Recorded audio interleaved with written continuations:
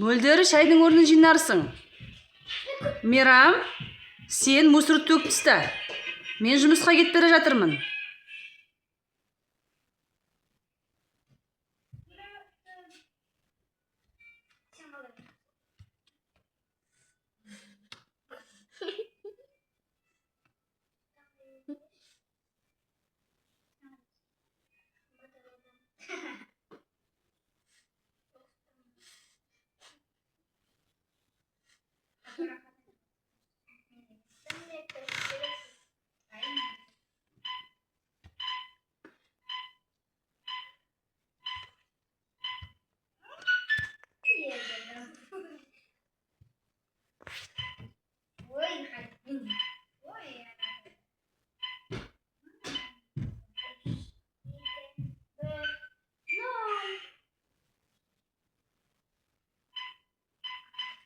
Мен келдім, қалдерің қалай, нағып атсыңдар?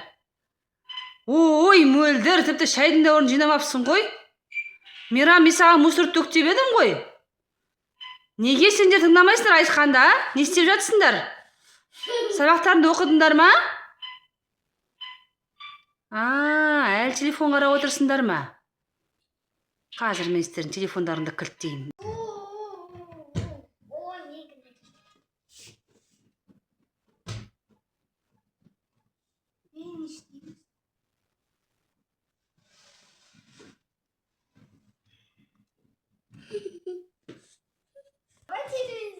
Давай.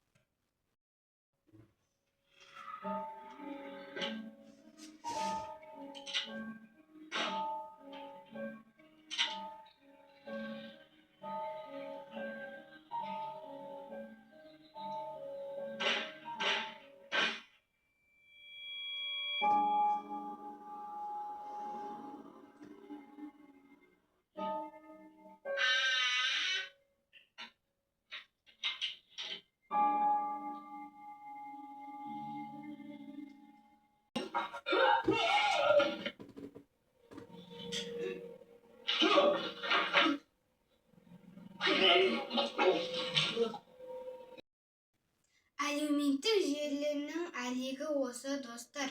Сондықтан ата-анамыздың айтқанын тыңдап, әлеуметтік желіге көп назар аудармайық. Еліміздің білімді азаматы болайық.